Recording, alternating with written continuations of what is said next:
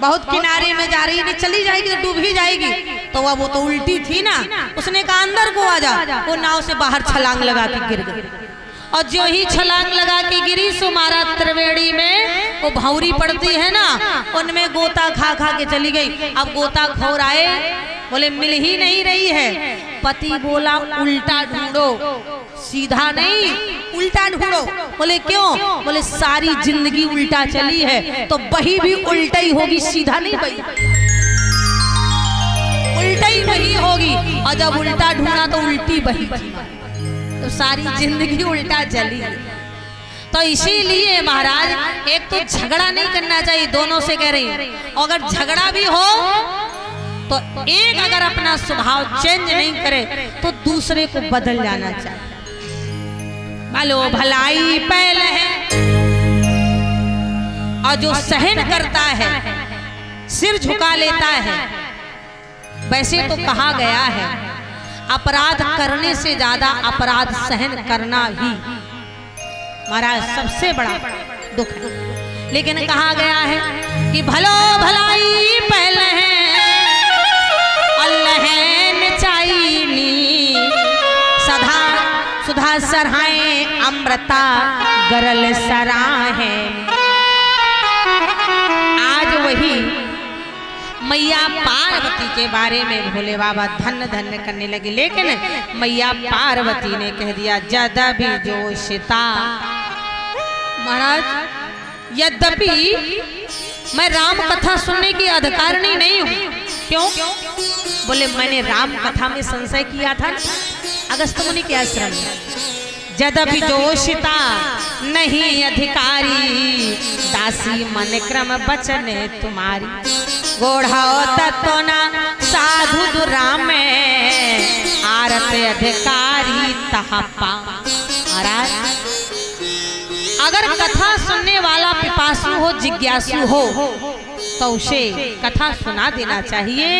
महाराज मैं बड़ी पिपासु हूँ, जिज्ञासु हूँ, हाथ जोड़ रही हूँ कि आप मुझे कथा सुनाइए, आवागमन से छूट जाए।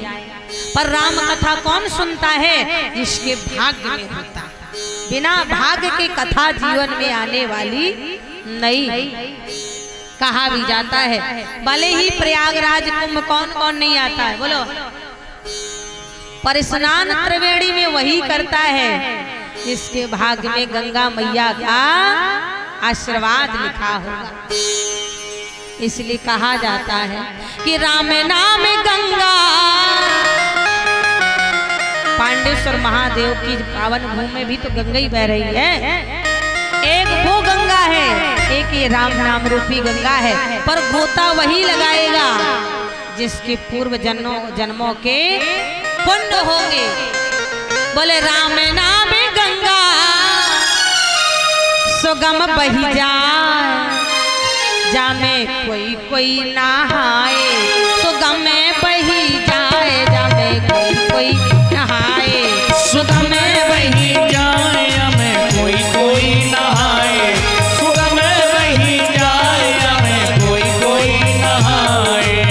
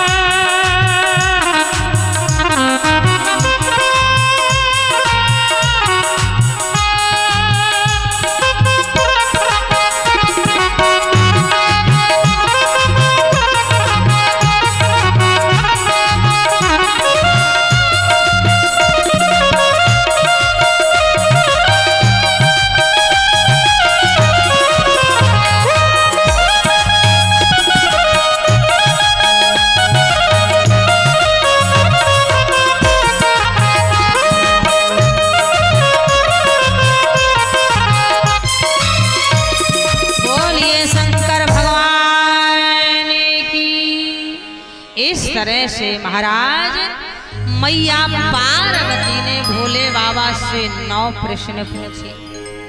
पहला प्रश्न, पूरी रामचरितमानस 9 ही प्रश्न में है,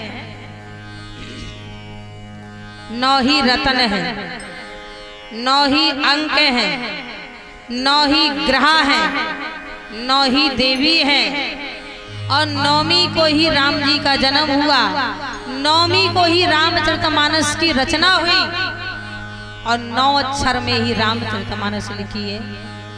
आप कहेंगे कैसे? श्री राम चरित मानस, गिन लो कितने अक्षर हैं। श्री राम चरित मानस 9 अक्षर है कि नहीं, और 9 ही अंक हैं, 1 2 3 4 5 6 7 8 9, 9 के बाद 0। 9 ही प्रश्न में ही पूरी राम कथा है। पहला प्रश्न है, प्रथम सुकारण, जिस कारण में भ्रमित हुई महाराज, आपने राम जी को प्रणाम किया पर मैं भ्रमित हो गई। आखिरकार निराकार निर्गुण परब्रह्म परमात्मा ने सगुण रूप से अवतार क्यों लिया? परमात्मा कैसा है? बिन पग चले सुनहि बिन काना, बिन पग चले सुनहि बिन काना, भगवान ऐसा है। इसीलिए महाराज प्रथम सुकारण कहु विचारी, निर्गुण ब्रह्म सगुण बपुधारी। महाराज दशरथ के यहाँ अवतार क्यों हुआ? बेटा बन के क्यों आए? नर लीला क्यों किया? पहला प्रश्न। दूसरा प्रश्न, पुण्य प्रभु कहु रामे अवतारा, बाले चरित पुण्य कहु उतारा, कहो जथा जानकी विवाही, राज तजासो दूषण काहि, 5 कारण। अंत में महाराज मैया ने कहा बन बस कीन है चरित अपारा, कहो नाथ जिम रावण मारा। 7 प्रश्न। 8वां प्रश्न, राज बैठ कीन्ही बहुलेला, सकल कहो शंकर सुखशीला। 8वां प्रश्न।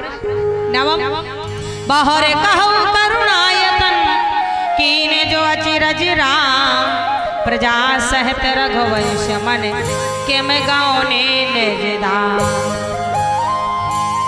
ये मेरे 9 प्रश्न है महाराज, आप मुझे कथा सुनाए।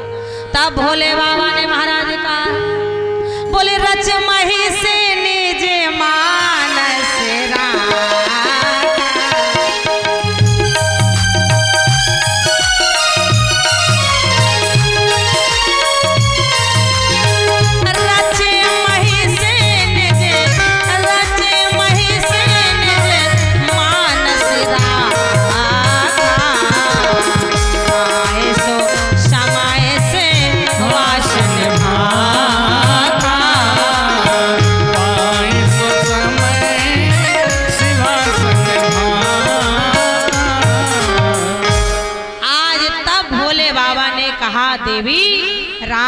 जन्म के आपने 9 प्रश्न किए, लेकिन राम जन्म के हेतु अनेका, परम विचित्र एक ते एका, जन्म एक दुई कहाँ बखानी, सावधान सुने सुमति शयान।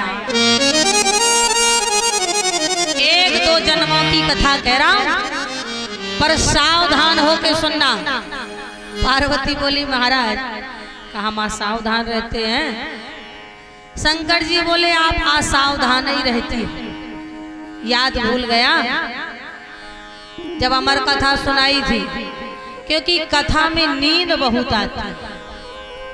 अबे भले ही गर्मी में ना आवे, पर ठंडियों में जब कथा हो फिर देखो, जब आपस में सटके बैठती है अब महिलाएं को जब नींद आएगी तो फट घूंघट डाल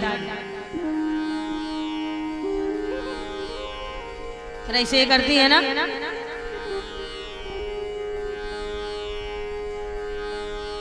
नींद में ऐसे होते ना। और बगल वाली का कहे का सोती हऊ का ना, फिर नींद आई और फिर बगल वाली के ऊपर कांधा रख दी। बगल वाली बोली का जीजी सोती हऊ का लेना, फिर से नींद आई, फिर बगल वाली के कांधे में सिर धर दी। तब बगल वाली बोली का जीजी जिंदा हऊ, बोली ना। तो महाराज नींद बहुत आवे, कहीं नींद ना आवे, कथा में नींद आ जाए। एक सज्जन, ये भी भगवत कृपा है, कथा में नहीं सुनता था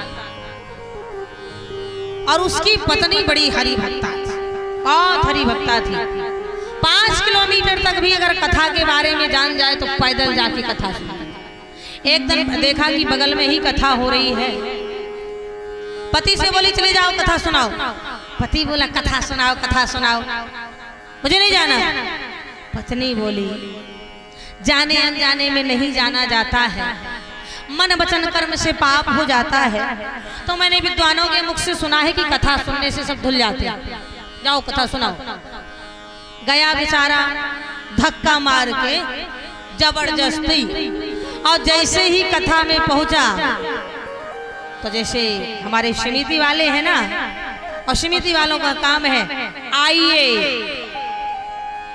बैठ जाइए, और जब आइए बैठ जाइए, और जो कथा के प्रांगण में बैठे सो ऐसा खंभा पा गए, सो टिक के सो जाइए।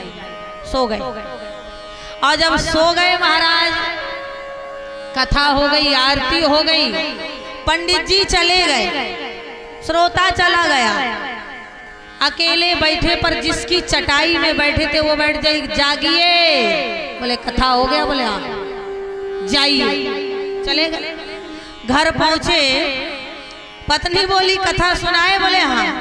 बोले क्या सुना? बोले 3 ही शब्द सुनाए, आइए बैठिए जाइए, आइए बैठिए और जाइए। पत्नी बोली कुछ तो सुना, कल फिर जाना। बोले हाँ। अब जब कथा में 3 घंटे सोया तो रात में जब भोजन करके चारपाई में लेटा तो करवट बदले, नींद नहीं आवे। जब दिन में सो लिया तो रात में नींद कहाँ से आवे? ये करवट वो करवट ये करवट, और जब नींद नहीं आवे सो बैठ गया। और जैसे ही बैठा, अब देखो भोले बाबा की कृपा, चोर भी उन्हीं के घर में घुस गया। और जैसे ही चोर उनके घर में घुस गया, अब उसको ये पता नहीं था कि आइए बैठिए जाइए, उसे ये था कि राम कथा में मुझे मंत्र मिला। अब रात के अंधेरे में चारपाई में बैठा है और कहता क्या है, आइए। चोर कहता है लगता है जग रहा है, लगता है जग रहा है। सो चोर पाई धीरे से बैठ गया, चोर धीरे से बैठ गया। बोले बैठ जाइए।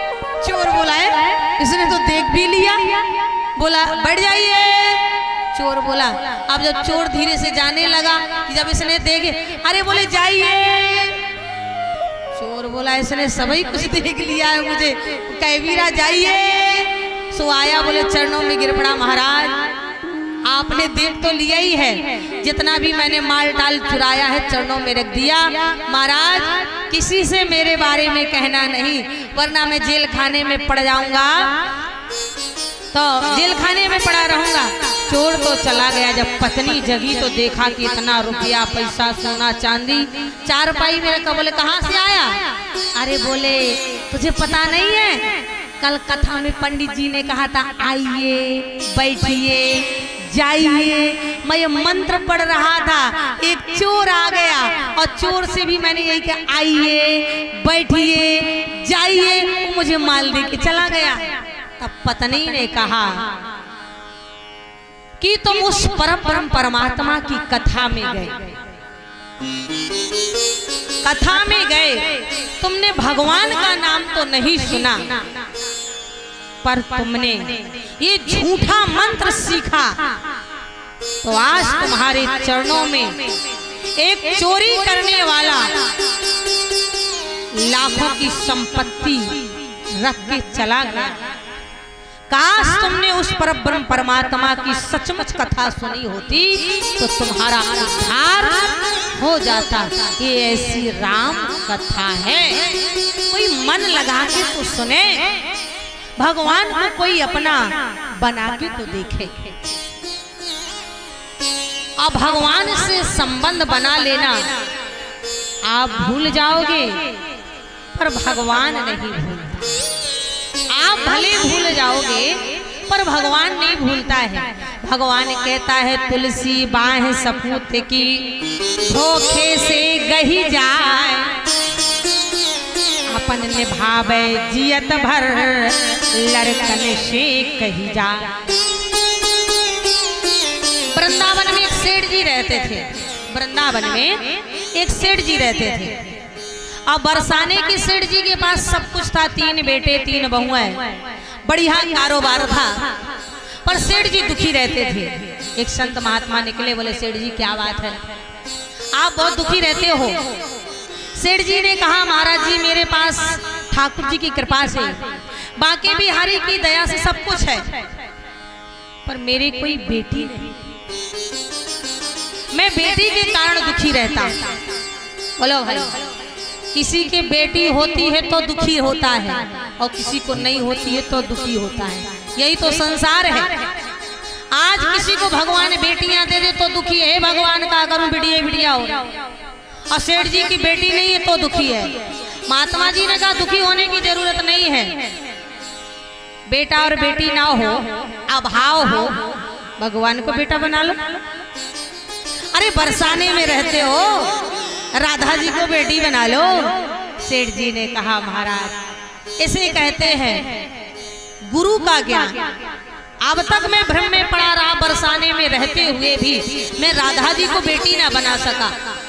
सेठ जी ने बढ़िया तस्वीर मंगाई राधिका जी की, सेठ जी के हाथ में दिया महात्मा जी ने, अब ले लो, आज से राधिका जी तुम्हारी बेटी है। सेठ जी ने अपने कमरे में राधिका जी की तस्वीर टांगी और 8 याम राधे